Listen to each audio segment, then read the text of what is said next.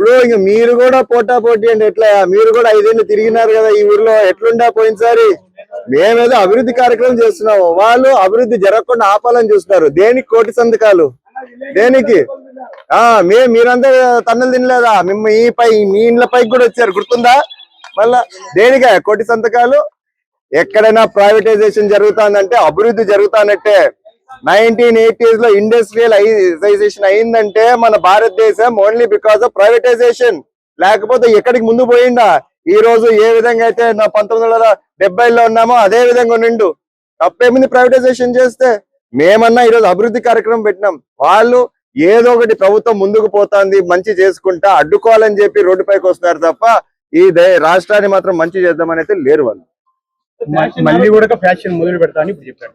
ఇంకా ఇప్పుడు ఆల్రెడీ ఒకసారి ఫ్యాక్షన్ మొదలు పెడతా అంటేనే ప్రజలు ఏం చేశారో చూశారు, ఇంటికి పంపించినారు 2024 ఎలక్షన్ లో. ఇంకా ఈసారి మళ్ళా చెప్పినాడంటే ఇంకా బుద్ధి లేదంటే. ఆయన సలహాదారులు మంచోలో తెలియట్లేదు, ఆయన సొంత బుర్ర వాడతా అంటే ఇంకా దానికి ఎవడేం చేయలేడు. ఈ కాలంలో ఫ్యాక్షన్ మాట పడేటోడు ఎవడున్నాడా? అయ్యా బుజ్జి అమ్మ అని చేతులు కాళ్ళు పట్టుకుంటే తప్ప పలికేటోళ్ళు లేని కాలంలో నేను ఫ్యాక్షన్ మొదలు పెడతానా? ఆయన వెనకలు ఎవరున్నారో అడుగు ఫస్ట్, ప్రశ్నించుకోమని. ఉన్నారా లేదా ఫ్యాక్షన్ చేసేదానికి? లేదంటే ఆయనే కత్తి పెట్టుకొని రోడ్లో తిరగాల. ఆయన గురించి ఎందుకు లేని టైం వేస్ట్ చేయొద్దండి మాట్లాడి. అభివృద్ధి కార్యక్రమాలు ఇప్పుడు దాదాపు మీరందరు చూస్తానే ఉన్నారు, డ్రైనేజ్ అనేది ప్రతి ఇంట్లోకి వచ్చేస్తుంది. అది ఎందుకు వచ్చిందంటే అంతకు ముందు 5 ఏళ్లకు ముందు ప్రతి డ్రైనేజ్ పైపుల్లో క్లీన్ చేసుకుంటా పోతున్నాం కాబట్టి సిల్ట్ అనేది ఏర్పడలేదు. కానీ లాస్ట్ 5 years లో సిల్ట్ అనేది ఒకసారి కూడా తీయకపోవడం వల్ల పెద్ద పెద్ద పైప్స్లలో అంతా వాటర్ నిండా సిల్ట్ పేరకపోయి వాటర్ వెనక్కి కొడుతుంది. ఈ రోజు మేము కొత్త మిషన్ ప్రయత్నం చేస్తున్నాం, దాదాపు 90 లక్షలు పెట్టి ఇది కొనబోతున్నాం.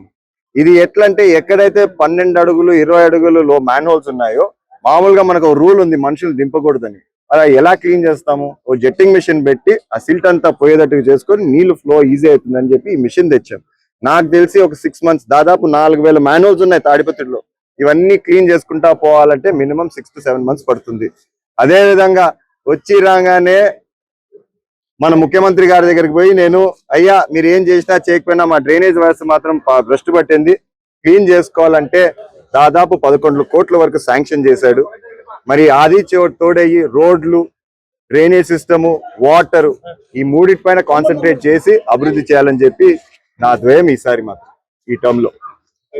Thank you.